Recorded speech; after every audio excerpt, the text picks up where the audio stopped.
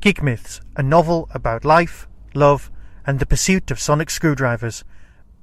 Available in paperback and Kindle edition from Amazon. Scanning for audio.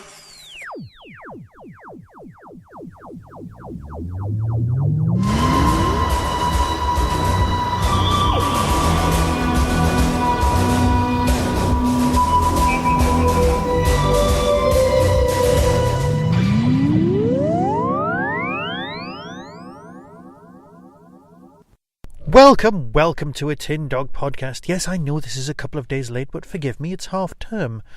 And I've just started a new job. In fact, that's where I am right now.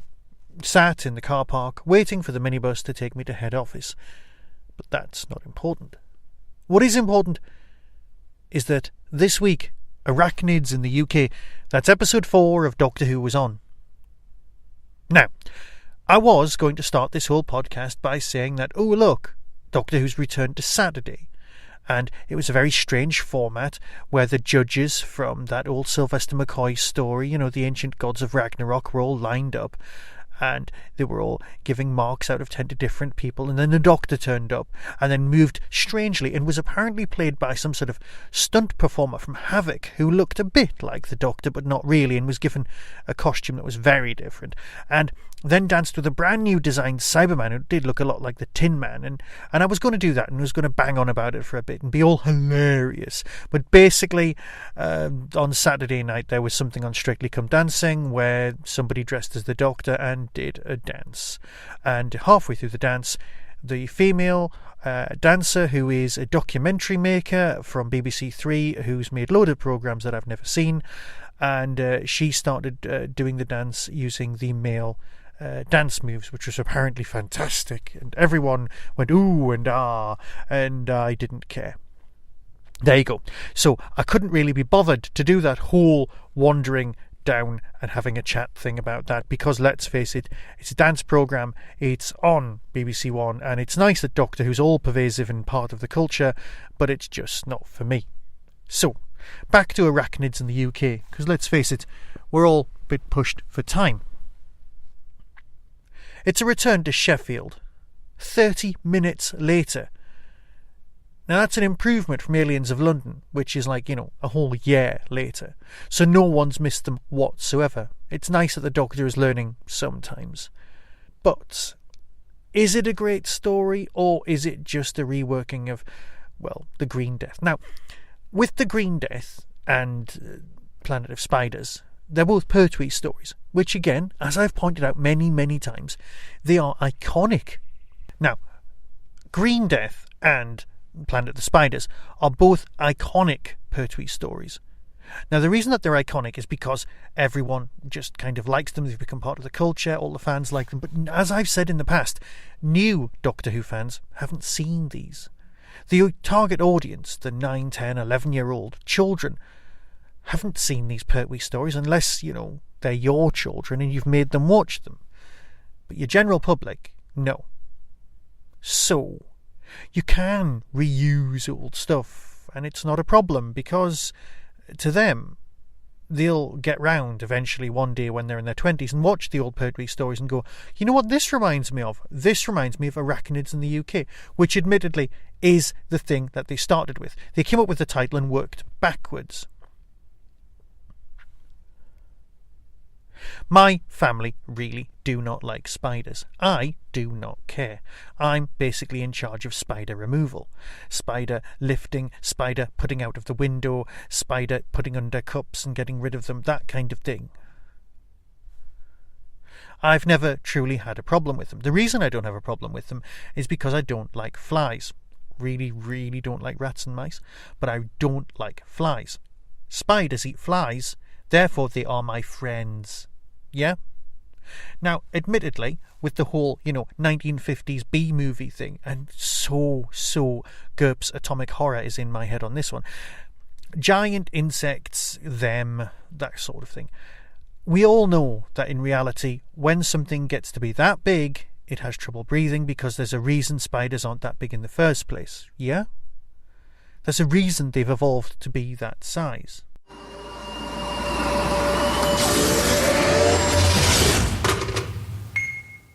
But of course, as always, I'm getting ahead of myself. Let's face it, from the opening sequence that looked a bit like, well, let's face it, Bill and Ted. Have you ever seen time tracks like that before? The tunnels through space and time? I know they would have been impossible to have done early on, but it is looking more and more like, well, organic space from Voyager. Stop it. Just stop it. And of course, I know that the soapy aspects of this story will please some and annoy others. Seriously, I know they will. Some people will be over the moon that Yaz's family are here. And you know what, as far as I'm concerned, it's brilliant because the actress playing her mum is just brilliant. I remember from starting off in Dinner Ladies and just getting better. She's such an underrated, incredible powerhouse of acting. She's just incredibly talented. Great casting, 100%. Thumbs up on that one. Yes, with soapiness comes relationshipness, where you've got the whole, are you two seeing each other? And are you two seeing each other? No. So if anyone wants to start shipping people together, yes, I know, down with the kids using words like shipping, which is making out there's some sort of relationship on screen that there may or may not be there. But let's face it, we've had Companion is besotted with Doctor before, but it's nice to have a slightly different take. And let's face it, after 55 years, you're going to have slightly different takes on stuff every time. So what are we looking at? Well, as I said earlier, I've been having a head full of GURPS Atomic Horror, which gives me 50s B movies, which of course presents with giant insects like ants and spiders and the like, and that's what we've got. But you've also got in those 50s films a sense of, the other being... shall I bother with this? Look, the whole point of American science fiction in the 1950s was to have the Red Menace, the communist, as the other, the thing which is not American. You define America by what it isn't. It isn't communism. So, therefore, you've got monsters coming at you, and those 50s B movies were basically a retelling of that story. So, now when you've got giant monsters, which are basically a retelling of the Green Death and things like that, what they are, they're defining us by saying what the other is, and the story, the villain in this story is people who just don't care. It's the semi-Donald Trump character, because of course you become what you hate the most. So the guy is Donald Trump while saying for a fact he isn't Donald Trump, and he's running for president because he hates Donald Trump. But he practically is. I mean, let's face it, it's hotels, it's golf courses, and God help the people of Scotland and see what's underneath their golf course. See, I'm all over the place, and that's par for the course. Literally. So, CGI spiders. Yes, we've got CGI spiders. And you know what? I'm very happy with them. They looked fine, they looked great. And yes, in the whole 1950s films, we know that the insects get too large to breathe, they don't evolve, and if they don't evolve proper lungs, they end up suffocating under their own weight, which is what makes you, as a human being, go, yes, science has proven that we can't have giant insects, therefore I will not believe in giant insects, therefore I can sleep at night. Yeah? Admittedly, in one of my all-time favourite films, which is Frequently Asked Questions About Time Travel, there is a massive giant ant at one point, and it is so cool I'd like to believe that it exists. Back to the notes? I think so. Yes, the business with the scientist who happens to just be next door but one. You know what? In classic Who, there would be much more investigation. But now we've got to work on it. Did you see the psychic paper being used? But she waved it at the Trump man. Oh, right. I've never seen Sex in the City or Sex and the City, whichever it was actually called. If you're a bloke, I think it's Sex in the City. If you're a woman and you know what it's actually called, it's Sex and the City, but that's just a sexist thing.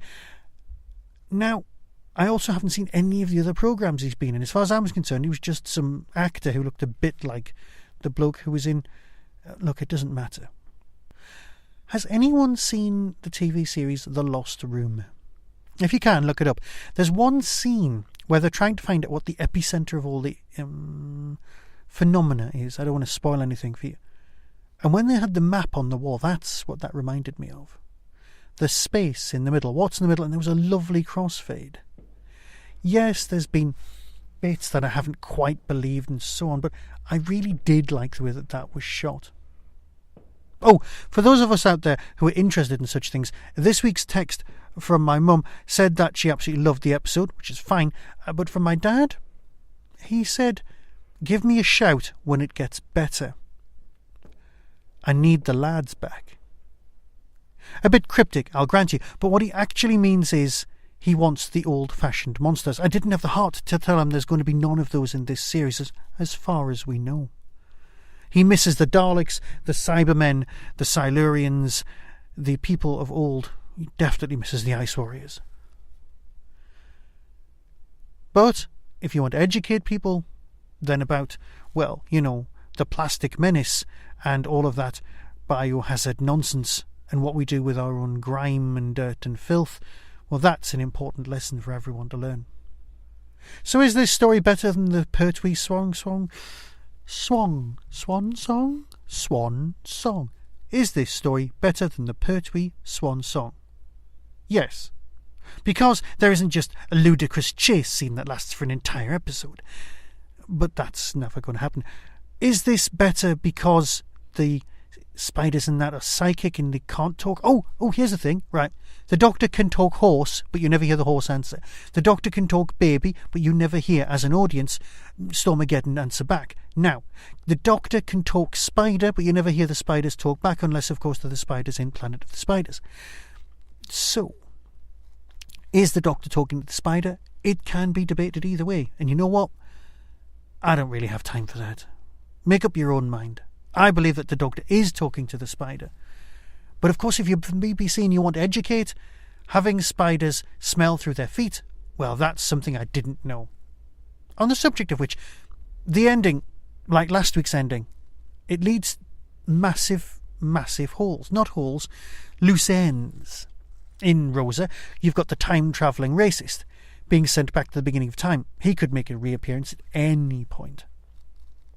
Now, not only is he there, messing about with time, but you could also have this character, the not Donald Trump person. He just walks off into the distance. Now, if he doesn't come back at some point, perhaps even next series, I'll be very, very surprised. My money's on him coming back towards the end of this series, but as we don't know what's happening in the last 5 episodes at this point, then that's fine. Yes, I didn't understand the use of Stormzy's music. I don't get it. I'm not down with the kids. But that's more to do with me than anything else. Yes, it did have a whole Simpsons vibe where you had to use vibration, but you know what? So did The Swarm. Yeah, let's not talk about that one. Michael Caine's, of course, greatest movie. Now, here's a question. You've got a same-sex relationship last time and the wife died, and that drove her on.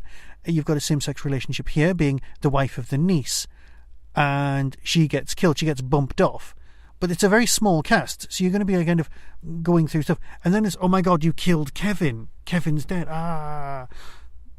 What's going on there? Yes, people are being killed off. Now, I'm dubious about my definition of several things, and when I look them up, I get different definitions. And I'm worried about these things.